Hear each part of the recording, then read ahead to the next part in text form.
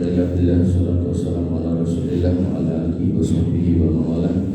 Bapak-bapak dan ibu-ibu yang dirahmati oleh Allah subhanahu wa ta'ala, alhamdulillah, bersyukur kehadirat Allah subhanahu wa ta'ala, kita masih diberikan nikmat iman, Islam, sehat, sempat, serta nikmat bisa masih menjalani puasa Ramadan. Bapak ibu yang dirahmati oleh Allah subhanahu wa ta'ala, pada malam hari ini saya ingin menyampaikan tema Ramadan adalah bulan sabar. Nabi SAW bersabda, Saumus sahris sabri, puasa adalah bulan untuk bersabar. Wasalasati ayyamin min kulli sahrin saumud dahri. Dan pada setiap bulan hijriyah itu ada puasa 3 bulan, dan itu adalah puasa sepanjang tahun. Bapak ibu yang dirahmati oleh Allah subhanahu wa ta'ala, kenapa kita harus bersabar? Karena Allah subhanahu wa ta'ala yang memerintahkan, ya ayyuhalladzina amanu sabiru wa sabiru wa rabitu wattaqullaha la'allakum tuflihun. Hai orang-orang yang beriman, bersabarlah, wasabiru, dan kuatlah dalam sabar. Jadi sabar meneh, karena memang di dunia ini isinya ya kalau enggak sedih, susah, senang, bahagia, nanti duit gitu kan. Nah, maka di sini diperintahkan untuk sabar dan bersabar. Termasuk wal asri innal insana lafi khusrin illal ladzina amanu wa amilus solihat wa tawassaw bil haqqi wa tawassaw bis sabr. Termasuk yang diperintahkan adalah kita menjadi orang merugi kalau kemudian kita enggak beriman dan beramal soleh dan tidak saling menasihati pada kebenaran. Menika saling menyampaikan kebaikan ini, kemudian juga menasihati dalam kesabaran. Jadi kalau ada tetangganya, saudaranya yang kena musibah, dinasihati dalam kesabaran. Kemudian Allah juga memerintahkan lagi dalam ayat yang lain, wasta'inu bis-sabri was-shalah. Jadikanlah sabar dan sholat sesuatu yang membantu kalian, atau minta tolonglah kepada Allah dengan sabar dan sholat. Jadi kalau kena musibah ya sabar gitu kan. Kemudian setelah sabar ya tetap sholat gitu kan.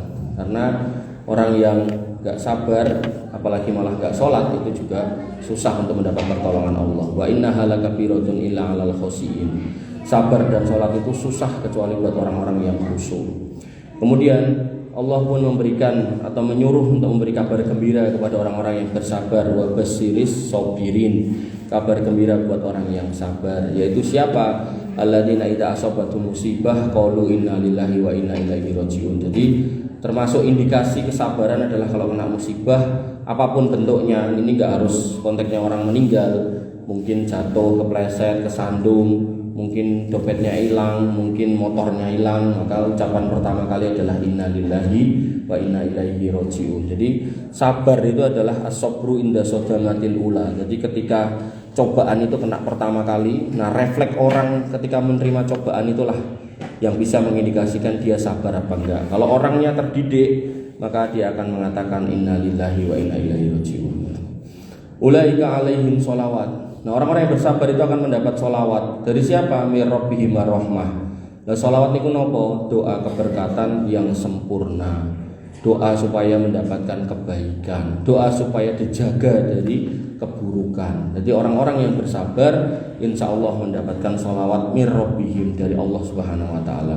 Dan apa? Wa ulaika humul muhtadun, dan mereka adalah orang-orang yang dapat petunjuk. Jadi sabar itu bagian dari petunjuk. Kemudian Allah subhanahu wa ta'ala mengatakan wasabirina fil ba'sa wad dharra wa hinal ba's.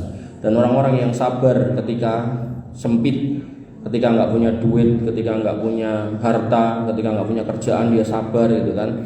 Kemudian wal ba'sa, dan ketika menderita, baru sakit dia sabar, kena musibah dia sabar. Kemudian wahinal ba'si, dan ketika kemudian ada peperangan yang datang kayak orang-orang Palestina, mereka bersabar gitu kan. Makanya kita doakan ulaikal ladzina shadaku, itulah orang-orang yang benar imannya. Nah orang-orang yang sodaku ini nanti namanya adalah siddiq. Orang-orang yang siddiq kalau mati nanti dikumpulkan dengan nabiyyin wasyuhada wassolihin wasiddiqin. Mereka kumpul di tempat yang sama, yaitu menika surga yang paling tinggi, surga Firdaus. Wa ulaika humul muttaqun. Orang puasa niatnya agar bertakwa, orang sabar juga nanti akan menjadi orang bertakwa. Jadi orang puasa harus sabar. Sejak kapan? Nah, formalitasnya kalau puasa kan sejak terbitnya fajar yang kedua sampai tenggelamnya matahari, kan formalitasnya niku. Artinya di tengah siang bolong sehaus apapun Kalau nggak ada kondisi darurat kita nggak boleh berbuka, kalau cuma ngelak ya bodoh gitu kan. Tapi kalau kemudian ada kondisi mungkin kita mau pingsan, keringat dingin keluar, atau mungkin sudah kejang-kejang lah, mungkin membukakan diri nggak apa-apa dalam kondisi darurat seperti itu. Maka hakikatnya puasa itu melatih sabar agar menjadi orang yang bertakwa. Dan termasuk hikmah dari sabar adalah Allah akan selalu bersama dengan orang-orang yang bersabar. Panjenengan mbok pilih sudah sami hafal innallaha ma'as-sabirin. Jadi sabar, Allah akan bersama dengan orang yang sabar. Dan yang menarik, ketika Ramadan itu pahala dilipat gandakan 10 sampai 700 kali lipat kecuali puasanya. Kenapa? Karena puasanya di dalamnya ada sabar. Dan Allah Subhanahu wa taala mengatakan tentang orang sabar, terkait pahala orang sabar, innama yuwaffas sabiruna ajrahum bighairi hisab. Orang-orang yang bersabar akan diberi balasan dengan enggak ada hitungannya. Enggak pakai takeran, enggak pakai hitungan, enggak pakai angka, dilipat gandakan berapa kali enggak pakai, loss pokoknya. Makanya tunjukkan bagaimana kemudian kita bisa bersabar. Dan orang yang bersabar dikatakan oleh Nabi SAW, wa annan nasru ma'as sabri. Sesungguhnya pertolongan Allah itu akan dekat dengan orang-orang yang sabar gitu kan. Sehingga dalam konteks puasa, maka puasa itu tingkatan yang pertama adalah shaumul umum, puasanya orang umum, yaitu bisa menahan dari makan, minum, dan menggauli istrinya. 3 itu. Tapi ada juga shaumul khusus, puasanya khusus, orang-orang khusus, yaitu orang yang bisa menahan tangannya, matanya, anggota badannya dari berbuat maksiat. Poso, enggak mangan gitu kan. Tapi yo cek nonton film porno, ada yang kayak gitu kan. Poso enggak makan, tapi yo cek main domino, ada yang kayak gitu. Maka puasa level kedua adalah mereka yang juga meninggalkan segala macam kemaksiatan yang bersifat dohir, yang menggunakan anggota badan. Nah, puasa yang tingkat terakhir adalah puasanya orang-orang yang super khusus, yaitu puasa orang-orang yang kemudian dia bisa selalu menghadirkan hati yang beriman, menghadirkan jiwa yang taat, menghadirkan panggilan jiwa untuk selalu beribadah.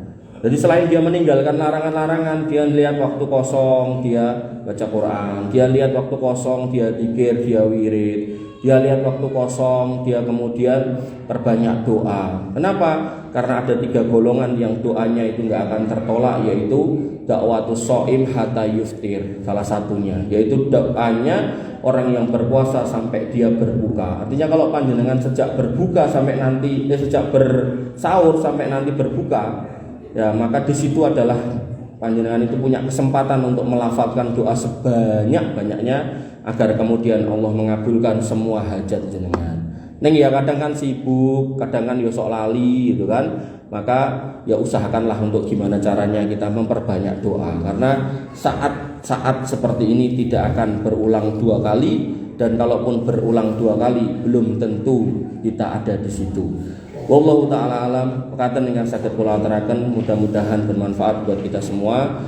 Akhirul kalam, subhanakallahumma bihamdika asyhadu an la ilaha illa anta astaghfiruka wa atubu ilaik. Assalamualaikum warahmatullahi wabarakatuh.